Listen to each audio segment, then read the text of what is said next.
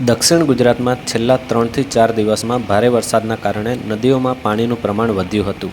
માંડવી તાલુકામાં આવેલા આંબલી ડેમમાં પણ પાણીનો પ્રવાહ વધતા ડેમની બારીઓ ખોલવામાં આવી હતી, જેને લઈને ડેમની પાછળ આવેલા રસ્તાઓ પાણીમાં ડૂબી ગયા હતા અને અવરજવર બંધ થઈ ગઈ હતી.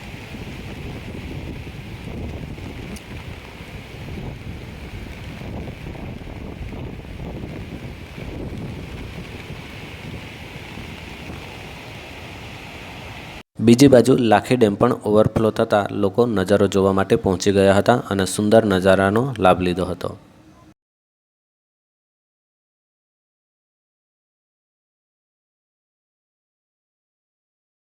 ઉમરપાડા તાલુકામાં પણ વધુ વરસાદના કારણે નદીઓમાં પાણીનું પ્રમાણ વધ્યું હતું.